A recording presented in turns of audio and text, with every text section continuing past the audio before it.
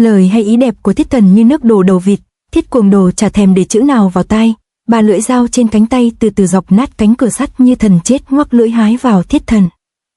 Một cú kéo mạnh huyết trảo Thiết Cuồng Đồ đã xẻ nát Thiết Môn Đồng Nghĩa đăng xuất cho sư huynh ruột thịt của mình. Thiết Thần sợ kinh động đến Hoài Không nên ông ta không hề rên la lấy một tiếng nào. Thế gian chỉ có huynh là người biết được nhược điểm của thiên kiếp, nên xem ra cái chết này của huynh là không thể tránh được. Các ngươi mau đi bắt Hoài Không về đây cho ta. Dạ, hê hê, tiểu tử đó đã trúng huyết bá cuồng thủ ấn của sư phụ, thân đã mang trọng thương như thế sẽ không chạy xa được đâu. Đám ngũ thú thấy Thiết Cuồng Đồ đã thanh lý xong nỗi sợ thì nhanh chóng phá đá mở đường thoát khỏi mật đạo truy kích Hoài Không. Đúng như đám ngũ thú phán đoán, Hoài Không đã bị trọng thương cộng thêm cục sắt tuyệt thế hảo kiếm quá nặng nên chạy mãi thì Hoài Không lúc này cũng chỉ mới ra được đến Thiên Hương Viên. Hoài Không nhà ngươi muốn chạy đi đâu? Thiết Cước có khinh công giỏi nhất nên đã lùa tới nơi lộn người chặn trước mặt Hoài Không rồi thuận thế tấn công luôn. Cước từ cái chân giả của y đã từng đả thương Hoài Không nên anh ta không dám coi thường, vội vung tuyệt thế hảo kiếm lên đỡ lấy. Thiết Thử tuy chậm hơn nhưng lúc này sau lưng của Hoài Không lại là chỗ sơ hở nhất để y thừa hư mà nhập. Hoài Không biết vậy nên vừa nghe tiếng gió lập tức búng người lên xuất cước phá chảo của y, đỡ trước hở sau còn bịt sau lại hở trước. Thiết Cước lại một lần nữa có cơ hội, nhưng may mắn là lần này trong tay của Hoài Không đang cầm tuyệt thế hảo kiếm nên không ăn đạp của y. Hoài Không biết một mình không thể làm nên trò trống gì nên anh ta mượn lực từ cước của Thiết Cước lao ra cổng Thiên Hương Viên. Chạy lên quận à em trai, hê hê. Kẻ đang chạy dọc bờ tường chặn đường Hoài Không này là Thiết Đầu. Tên cũng như chiêu, mặc dù đã bị chay nón bên trong địa lao nhưng sức mạnh thật sự của hắn lại chính là chiêu Thiết Đầu công. Được, đã vậy để ta xem là đầu ngươi hay tuyệt thế hảo kiếm này cứng hơn. Nghe Hoài Không nói vậy, Thiết Đầu giật mình nhớ ra đây là thần binh nên nhanh chóng lách người né tránh, đẩy lui được Thiết Đầu, nhưng Thiết Chùy cũng đã lao tới phun ám khí tùm lum, còn Thiết Thử thì dùng lưỡi cưa phóng ra tấn công hạ bàn. Hoài Không vận múa tuyệt thế hảo kiếm cản được tất cả, nhưng do kiếm này quá nặng làm anh ta đã đuối lại càng nhanh xuống sức. Mình không thể cầm cự lâu hơn được nữa. Hoài Không cá đuối, nhưng trong khi chưa biết phải làm sao thì Thiết Chuẩn dù vừa mới tới cũng đã nhảy vào la liếm. Hắn dùng xích sắt nhắm thẳng hạ bàn đang bỏ trống của Hoài Không đánh vào. Hoài Không tứ phương thọ địch ắt bị Thiết Chuẩn khống chế.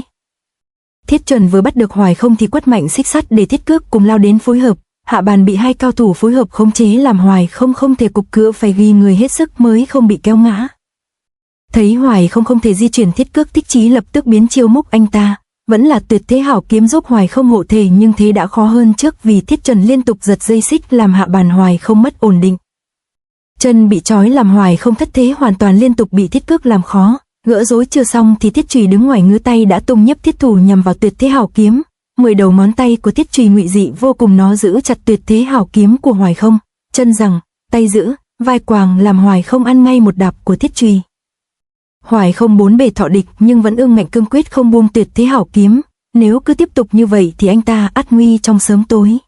Cũng chẳng cần phải đợi đến tối vì Thiết Đầu đã từ bên trên dùng đầu lao tới. Với pha va chạm này Hoài Không không bị chấn thương sọ não mới là lạ, nhưng từ bên ngoài Thiên Hương Viên kỳ tích đã xuất hiện. Hoài Không gặp nguy hiểm, mau phá cửa hỗ trợ anh ta.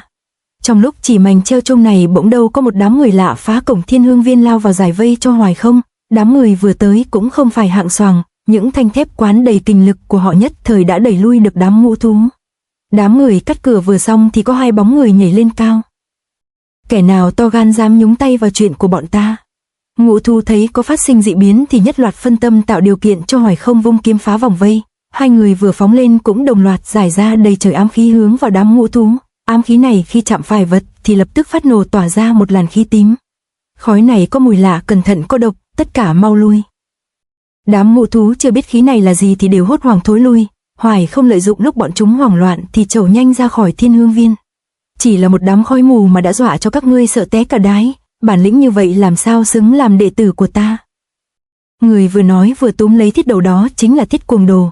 Hắn ta cuối cùng cũng đã mò lên khỏi được mật đạo, vừa túm lấy Thiết Đầu, Thiết Cuồng Đồ liền quay hắn như trong chóng tạo ra một luồng gió đẩy bạt hết khí tím tản đi.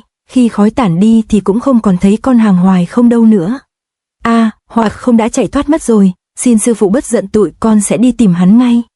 Không cần đâu. Ngũ thú để sổng Hoài Không trong lòng lo sợ, đang lúc định tiếp tục truy đuổi thì Thiết Cuồng Đồ lại đột nhiên ngăn bọn chúng lại.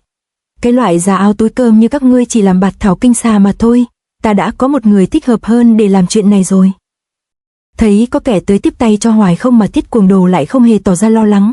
Ông ta tự tin như vậy là bởi vì lúc này thiên kiếp đã thành, Với bộ chiến giáp này ông ta tự tin có thể đoạt lấy mọi sinh mạng trên thế gian, chỉ cần là đám người Hoài không chưa ra khỏi Thiết Tâm đảo này thì đối với ông ta mà nói chỉ là đồ vật trong quần muốn móc ra lúc nào mà thôi. Lúc này đám người lạ mặt và Hoài không cũng đã chạy được một đoạn khá xa Thiết Môn. Hoài không cảm thấy rất kỳ lạ về đám người này nên muốn tìm hiểu cho rõ. Sao các người lại cứu tôi? Chúng tôi nào có rảnh vậy, chỉ là phụng mệnh hành sự mà thôi. Ai là người đã phái các vị tới đây? Chúng tôi là phụng mệnh của Hắc Lư chủ nhân, lát nữa chủ nhân bọn ta sẽ giải thích với ngươi sau. Cái gì, Hắc Lư ư? Nghe đám người này trả lời Hoài không vốn đã khó hiểu lại càng khó hiểu hơn, một tiếng gầm gừ phát ra từ trên vách núi làm Hoài không giật nảy người. Cẩn thận, chúng ta đã chạy đến tận Dốc Báo rồi sao? Hoài không vốn có ký ức mạnh mẽ về nơi này nên khi thấy mình trở lại đây thì có đôi chút thất thần, nhưng những kẻ đi cùng lại không như vậy. Một tên thùng thẳng nói với Hoài không. Vì nơi này hết sức nguy hiểm nên đối phương mới không ngờ tới có bọn ta ẩn thân, mau đi thôi. Bọn họ chẳng phải là người ở Thiết Tâm đảo nhưng lại có thể đột nhập lên đảo, không những vậy lại còn ẩn thân ở nơi nguy hiểm nhất, xem ra cái tên Hắc Lư cầm đầu bọn người này rất thần thông quảng đại. Thấy đám người bịt mặt không chút e dè chạy nhảy thoăn thoắt lên Dốc Báo, Hoài không tỏ ra rất cảm phục tên cầm đầu. Lúc này bên trong đại sảnh của Thiết Môn, Thiết Cuồng Đồ đã cho gọi con hàng Hoài Diệt tới. Chẳng biết là hắn đã nói gì với Hoài Diệt mà sau khi nghe xong anh ta vẻ mặt căng thẳng lập tức đi ngay. Muốn tìm ra Hoài không thì Hoài Diệt có khả năng làm được nhất, ta nhân cơ hội này thử lòng trung thành của nó xem sao.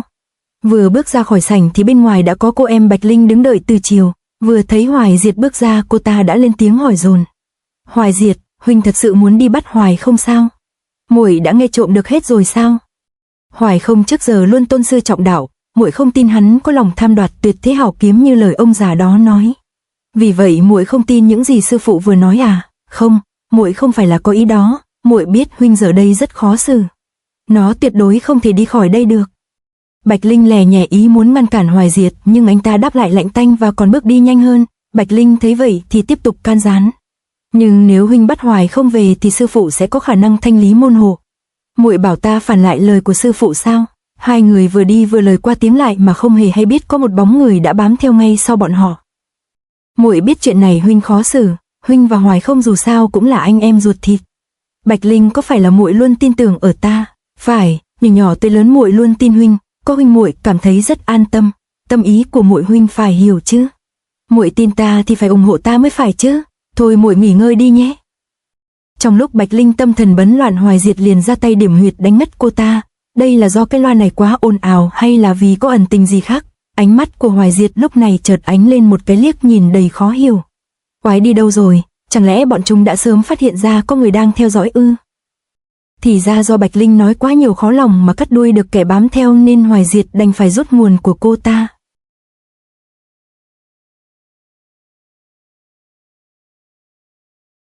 To be continued.